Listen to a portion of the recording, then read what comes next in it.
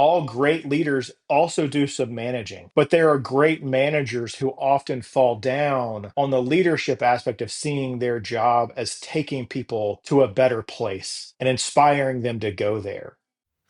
Hey, Superfans, Superstar, Freddie D here. In this episode 159, we're joined by Adam Malone, a leadership coach who helps high performing professionals evolve into great leaders of resilient, high trust teams. After 2 decades in the corporate world, including 17 years with one company where he rose from analyst to VP, Adam made a bold pivot in 2024 to pursue his passion for people development. He now guides leadership teams and high level managers to uncover hidden barriers to performance so their teams can collaborate more effectively and thrive under pressure. If you've ever struggled to keep your team motivated, cohesive, or confident in challenging seasons, this conversation will show you how to build strength, trust, and resilience from the inside out. Welcome, Adam, to the Business Superfans podcast. Great conversation that we had before we started recording. Welcome to the show, Adam. Thanks, Freddie. I'm excited to be here.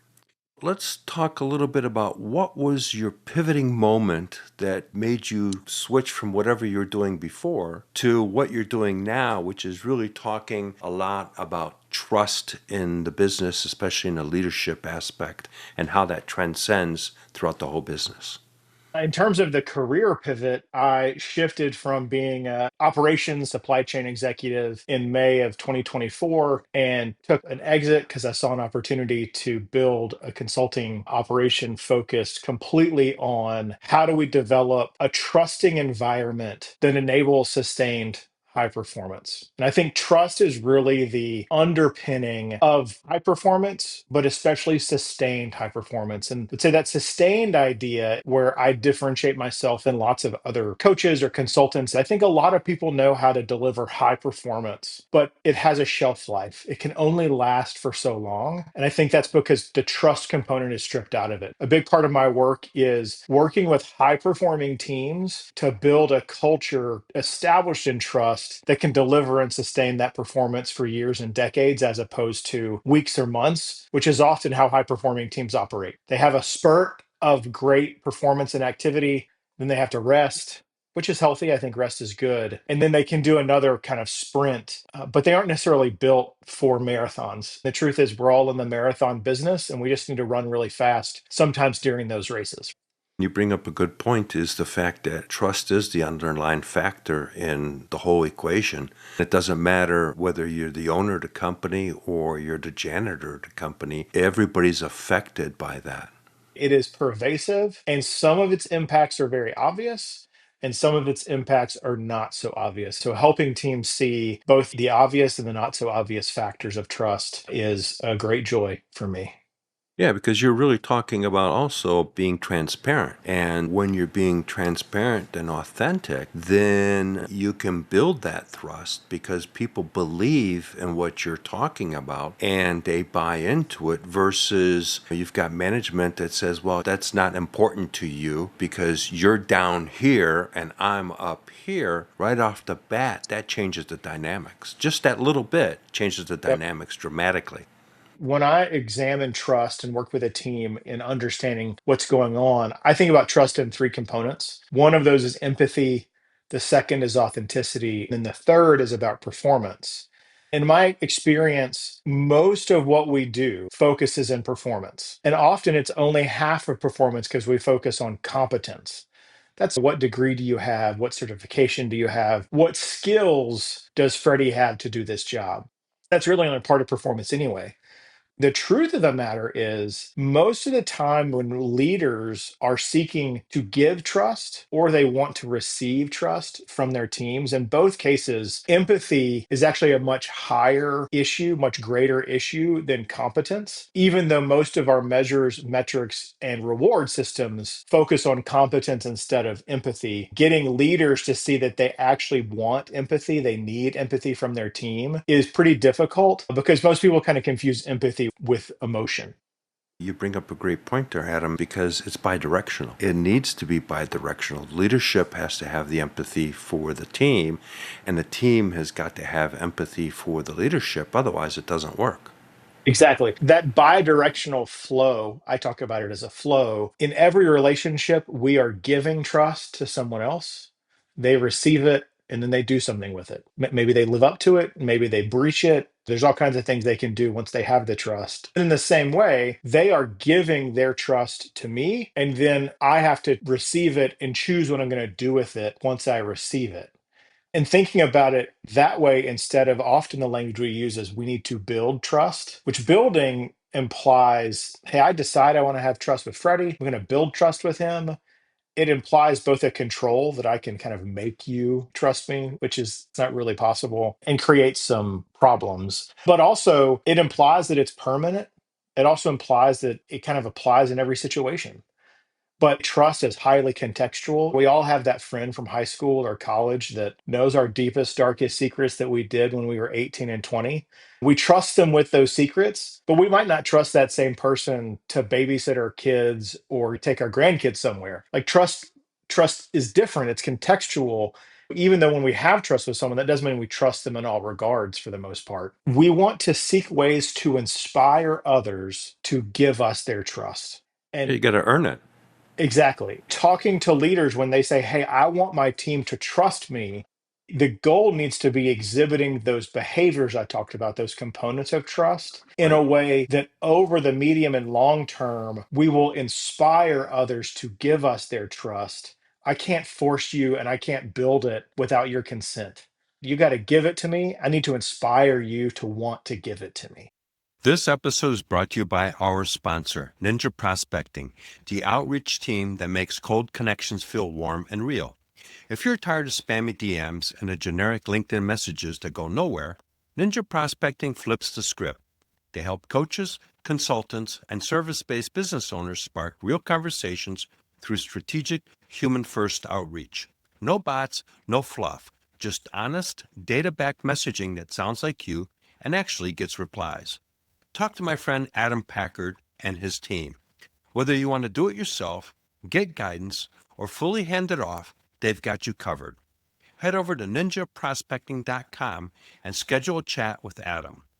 Be sure to mention you heard about it right here on the Business Superfans podcast. If you're ready to get started, join their free community at school.com/ninja prospecting 7704 to maximize your connections and make the right new ones.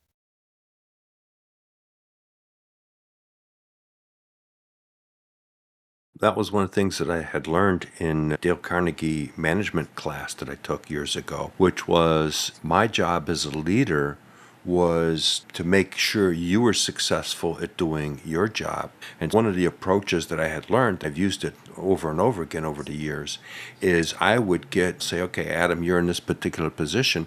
Describe to me what would be success in this position. And so you would write up your whole job description, what your goals are and everything else. So now you emotionally own that. I basically made sure it aligned with what the company goals and all that stuff were. But then my job became helping you achieve what you said you were going to do. It wasn't top down, it was bottom up. And then my Yes. job was a facilitator. My job is Yes. to help you to facilitate your success. Taking on that space as a leader of being a guide and a coach as opposed to more of a delegator, that's a big shift to help people through understanding that real sustainable development and performance is that guide and coach as opposed to the delegator is an important aspect of helping leaders become who they should be because it's rooted in helping our teams become who they want to be. Exactly. There's the bingo right there, who they want to be, because people have aspirations and they have goals and they have visions. Sometimes you got to make the hard decision as a leader and say, okay, this person wants to grow and I don't have the room for them to grow and they may go someplace else. You have to sometimes suck it up and say, you know what, that's the best for you. You need to take this position someplace else. I hate to see you go, but that's going to be where you need to go. And you create a super fan out of that individual because they're going to look back at you and go, man, that was a great manager. They actually encouraged me to go to the next level. That's when you really elevate yourself as a leader. And now you start developing that trust amongst your team because now they go, wow, that guy actually did the right thing, or gal did the right thing for that person.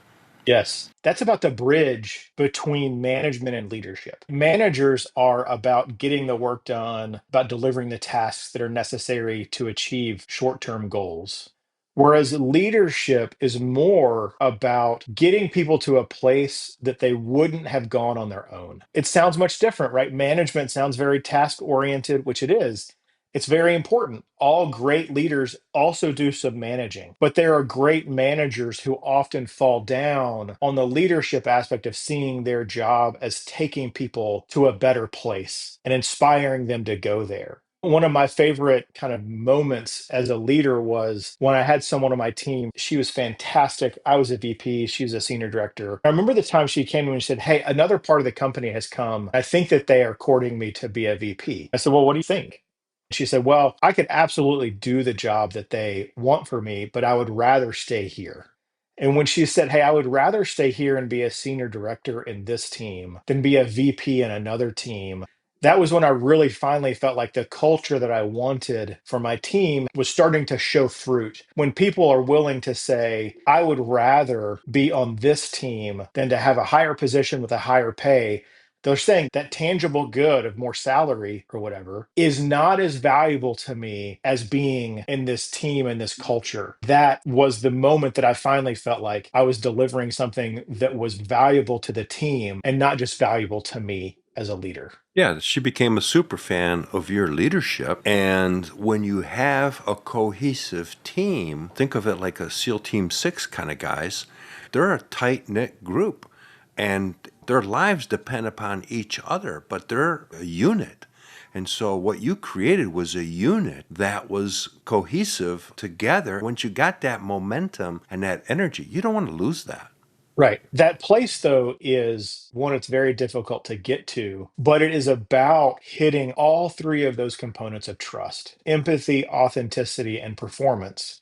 You don't want people to stay on your team and under your leadership because they trust you, but you don't have any results to show for it. That's not a great outcome.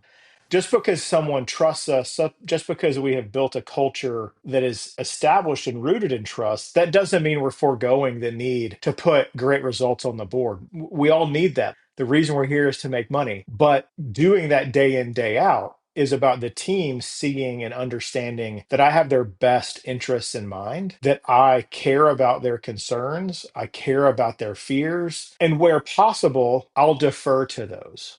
And it's the same thing from a leader on that empathy framework. I mentioned earlier, sometimes leaders struggle to say that they need empathy from their team because they think it means that they need some emotional connection, which that's great if you have some. But when I say empathy from a leadership standpoint, from a trust standpoint, that's when a leader can be seen, when their people see their fears and concerns, see their hopes and their dreams. What keeps the leader awake at night? What are they worried about in the day to day? That team takes those fears and concerns and goals on and says, "Hey, we see what Freddie wants, or we understand what Freddie is concerned about." They take that forward and they deliver on that regardless whether or not the leader is in the room. That's how trust enables that sustained high performance, because now I don't have to be in the room every time my team is working on something. I can trust that they understand what I'm worried about, that they won't run out to a place of discomfort that may put the team or the company at risk. They understand the bounds. Great. I can give them a lot of rope and they'll come back to me when they know that they're getting outside their limit. That empathy is so hard for leaders to understand as a primary blocker, that they have to stay involved with their team and they're forced to delegate instead of empower because the team doesn't take the concerns of Freddie or Adam on themselves. How do we create systems that solve that gap is one of my big passions. Yeah, you bring up some great points there, Adam. One of my quotes in my book is people crawl through broken glass for appreciation and recognition. So, as a leader, to build that trust, you also have to recognize the efforts that the individual or the team put together as a whole. If it's an individual, one of the things I tell people is, hey, Adam, I really appreciate that extra effort you put in on that project, really knocked it out of the ballpark. And it's another thing to say, hey, team, I want to take a moment to recognize Adam for really crushing it on this particular project. Everybody gets elevated that way. And everybody says, okay, this person really notices what we're doing, appreciates it, and we start trusting that person because they show back that we're valued. One of my earliest mentors, he used to say, great leaders are a window when things are good, meaning praise is given, and they're a window into those that should actually get the praise for that work. And they're a mirror in times of difficulty and failure. When that failure and blame comes, they don't show through the rest of the team. They actually stand in front and they say, no, look at me. I'm accountable for the failure. It's the leaders who protect the team when things are bad and praise the team when things are good and give and share that praise and that credit that people will walk through glass for. I've got a couple leaders in my life that if they called me today and said, hey, we're digging ditches and I got a shovel for you, I'd go dig a ditch for them because in my history, they've always sought to do the absolute best thing for me possible. If one of these guys, his name is John, if John thinks that digging ditches is the best thing for me right now, I can generally trust that he's thought that through and it's going to be the best thing for me. So I'd go pick up a shovel and dig right next to him. But it's because over the years, he cared for me in ways that benefit him personally, but whenever possible, they benefited me personally. Well, that's where I want to kind of bring up the point that you just iterated, Adam, and that is the fact that you said something very important that I want to make sure our listeners understand, especially leaders, and that's the mirror thing. I want to reemphasize that because when you're successful and the team is successful, you want to recognize the team. If there's a setback and things don't go as planned, you got to be the blocking back for a football term and take the hit for the team Yes. because that's your job and that's how you build that trust is you go, they got our back or he or she's got our back. That's the big part right there because everybody's going to see that. You can't hide that. That's visible. And that earns the trust, that earns the respect, and that empowers the team because now they believe in their leader. And that's when you get momentum going within that group. Absolutely. What you just mentioned there, I really appreciate. That is one of the reasons that trust is a linchpin in empowerment and sustainability.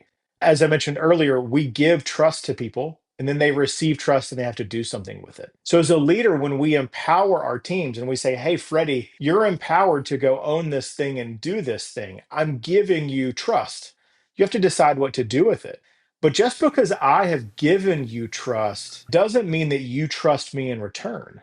That's often where the leaders fail is they cultivate, hey, how can I trust my team in terms of do I have the right skills on the bus? Do they have the right experience? All of those things. But they don't actually spend enough time inspiring the team to give trust back. As a result, the team is fearful. Hey, Adam empowered me. I know he said I own this, but you know what? I'm going to CC him on every email and I'm going to check in with him every day and I'm going to invite him to every important meeting. Because they're used to that. They haven't transitioned away from that. Absolutely Right? correct. They live in fear because they don't have Yeah. trust. Lots of leaders believe that their work is done. Once I trust Freddie enough to give him this, then he's going to take it and run with it. Then they don't understand why they never really get the team to that self actualized place where empowerment starts to deliver.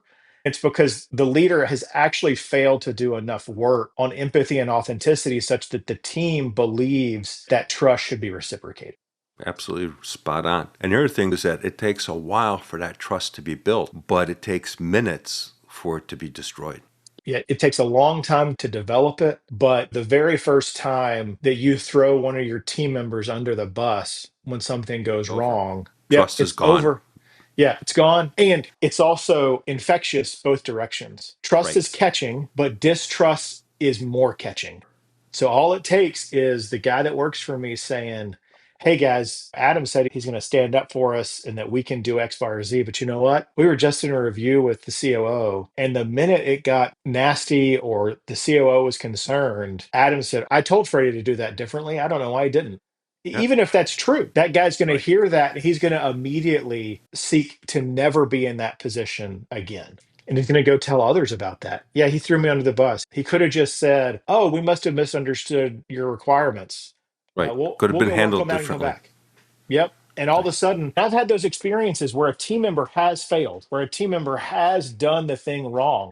I'm in front of the leader, they're in front of my leader, and we're talking about something. And I have had to make the decision in the moment, hey, am I going to throw so and so under the bus, or am I going to take it on the chin myself? What is really amazing is if you're the leader that will put yourself at risk and say, you know what, COO, I think I must have misunderstood and miscommunicated some of these requirements to Freddie. We're going to take a beat. We'll come back to you tomorrow. I want to go revisit the analysis or the work product or whatever. We'll come back to you tomorrow and make certain that we've gotten that taken care of. We walk out of the room, and what does Freddie do before the door is even closed? He says, "Boss, that wasn't you. That was me. Like, I did that wrong." Yeah, we rise and fall together. You're not going to take that. Once I do that one time, Freddie is going to be my best A friend super fan. forever. He's going to be a Right. super fan. He'll be that He's going to super be a total fan. super fan. And the other thing, too, that I want to iterate is that COO is going to recognize that. They ain't dumb. They're going to recognize that, and they know what's going on. And they're going to Yep. say, okay, Adam stood up, did the right thing as a leader. He's got potential to go to the higher level because it goes both directions.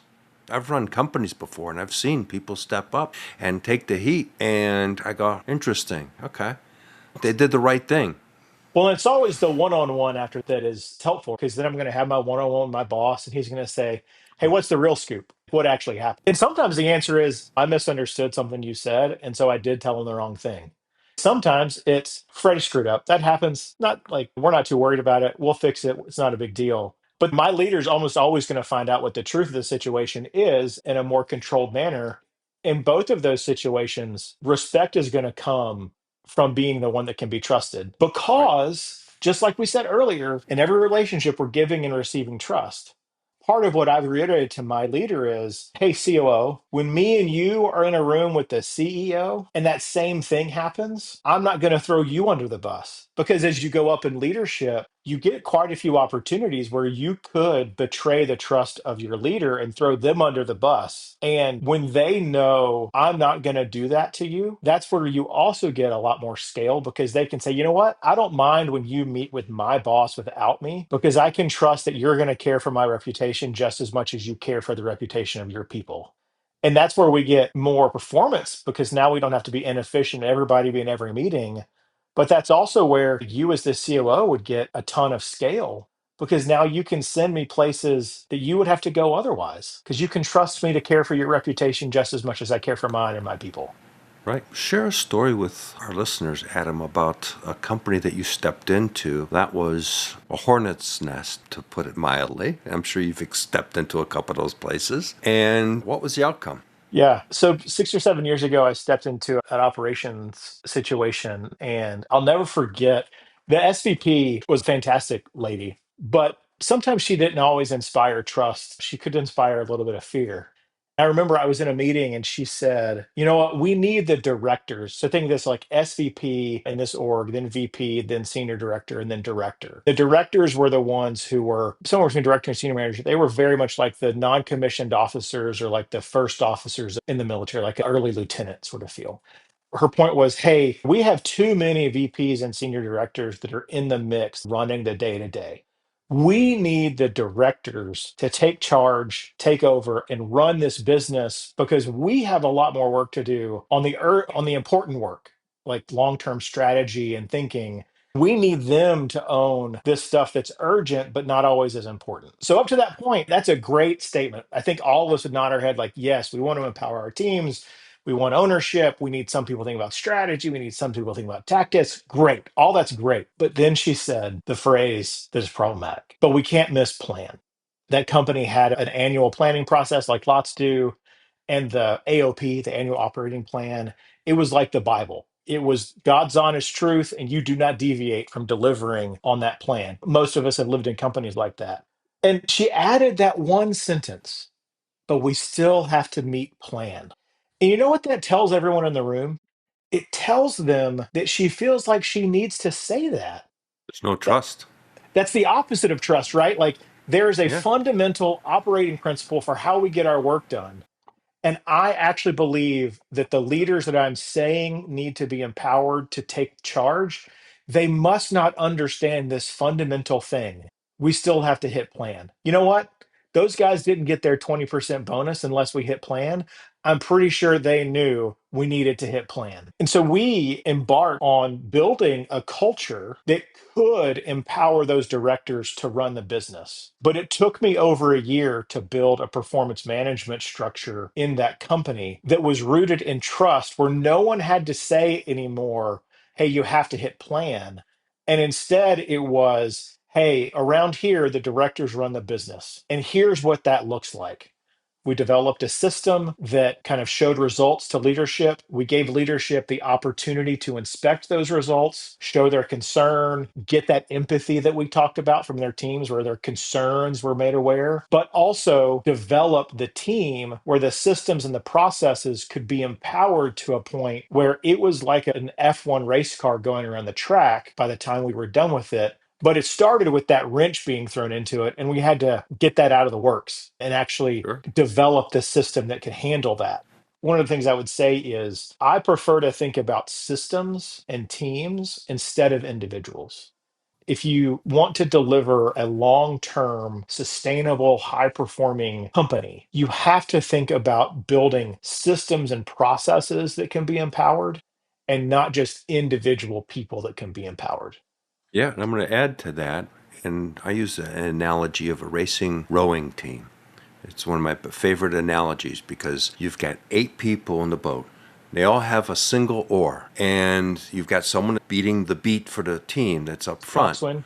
The bottom line is if you don't get in sync, you're not even going in a circle. You're just wobbling, going no place. So you have to have the mission, the vision.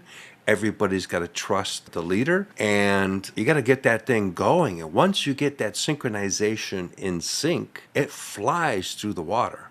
I Yeah. mean, if you watch those guys in complete synchronization, it's memorizing how fast they're clipping through and going. And that's what you're doing is you're really helping get everybody in that racing rowboat in sync, Yes. in direction, and flying through the water. Yeah. In that example I shared, I would say the issue was because the leadership team was always so focused on hitting plan, as I mentioned, it was Right. pervasive. They made every conversation about that. As a result, their teams could not embrace concepts like curiosity and innovation that delivered long term performance because every conversation was about how are we delivering results today? I think it's highly important that we deliver results. But in order to give enough space for long term growth and long term innovation, we actually have to build systems that separate concepts of inspection and curiosity. That's part of how we can deliver teams where trust enables us to be more creative. Because once I trust that, hey, Freddie understands that we can't put the plan at risk, or if we do, we need to understand that risk. All of a sudden, the conversation when Freddie brings an idea of how we could improve things, I can say, great, I'm excited about this idea. How much risk do you think it adds to our plan? Great, I would love to make this investment in customer service, but we have a cost component that we have to consider. How are we going to impact our operating plan if we're going to go improve our service in this way? All of a sudden, Freddie knew that. Freddie knew that we had to care for that. And he says, I'm so glad you asked. Here's the 3 ways that we're going to take care of that cost issue. Sure. You're right. There's a bogey out there that we create when we extend ourselves like this. Here's how I already have a plan to mitigate it. I've already talked to these teams, and we believe that we can do it. 2 years ago, I scaled a company, a service-based company, by $1 million in a year as when I took over as general manager. And it was small revenue, but basically, one is I changed the mindset of everybody. Is that it's not like a lot of people set the goals that we're striving to be or we're looking to be the best. No, I changed the mindset. We are the best. We are the premier company. We are setting the standard. Here's what we're going to do. Then it was okay. Here's this audacious goal that everybody thought was nuts.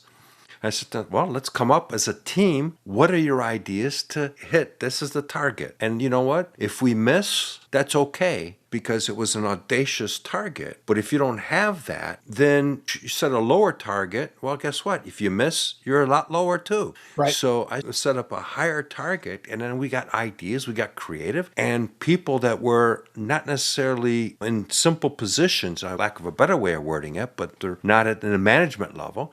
They Right. had some great ideas because I opened up the doors to say, okay, I don't care what role you are in the company, what's your ideas? And sometimes that person that you wouldn't think of has got a brilliant idea.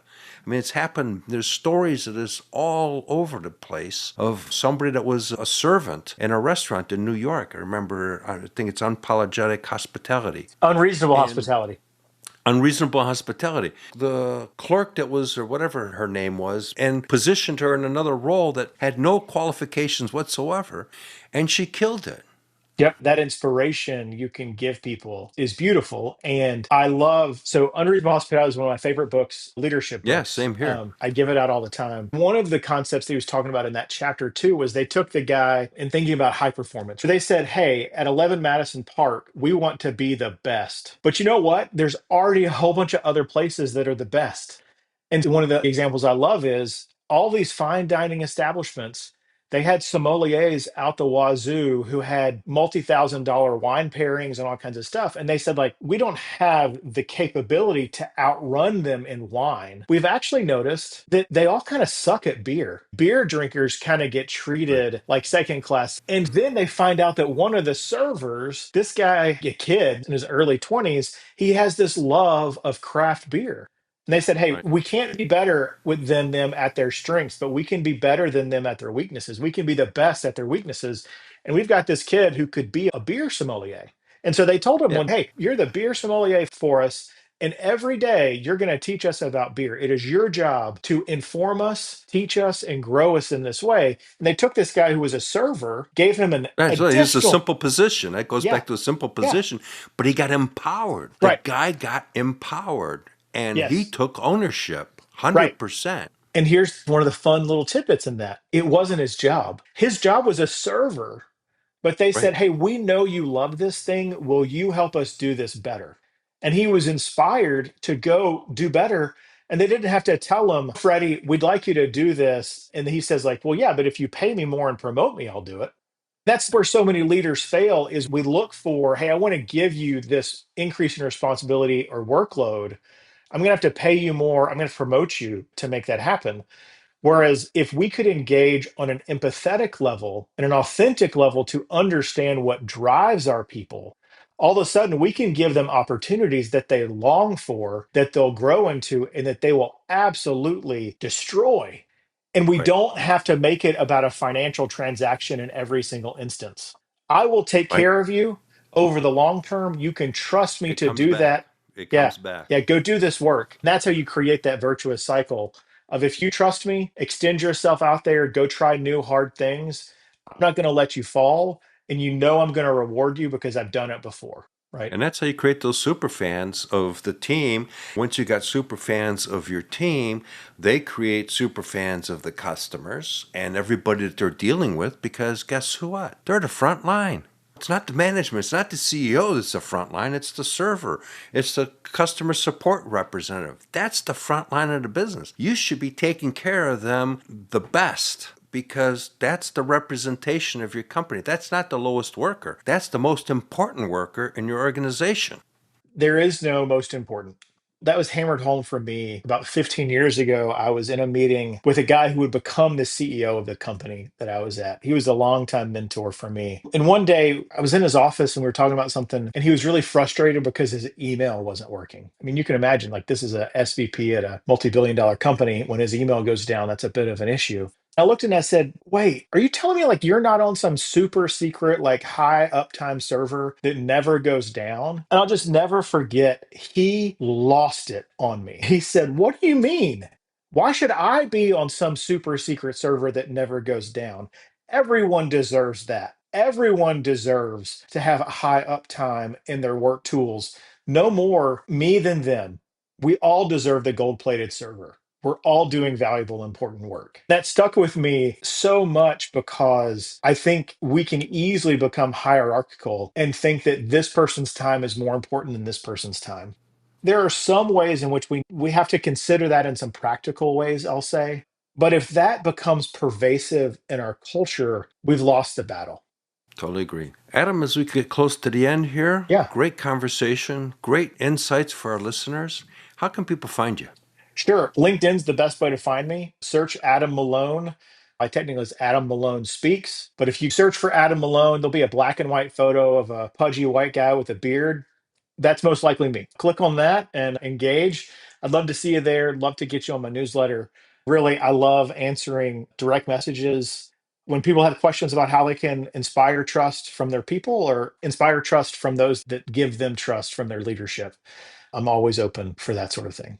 We'll make sure that we put all that stuff into the show notes. It's been a pleasure having you on the Business Superfan podcast show. Definitely would love to have you on a show down the road again Great. because you and I could talk about this stuff for a bit, I can Well, tell. let's do it. Thanks, So Freddie. It's been great. thank you for your time. Appreciate it. And have a great rest of your day. See y'all. That's a wrap for this episode. What stood out in today's conversation with Adam is his perspective on what truly sustains high performance. It's not just drive or discipline, but the ability to lead teams that stay resilient under pressure. After 2 decades in corporate leadership, Adam knows firsthand that the real edge comes from cohesion, trust, and the courage to face barriers head on. For service-based business owners, that insight is gold, because whether you're managing a team of 5 or 50, your growth depends on how well you lead people through the uncertainty, not just how hard you work. If this episode brought you value, leave a quick 5-star review. It helps service-based business owners discover the show. Thanks for tuning in. I'm grateful you're here and part of Business Superfans' journey. Every listen, every action you take gets you one step closer to building your own superfans. Remember, one action, one stakeholder, one superfan closer.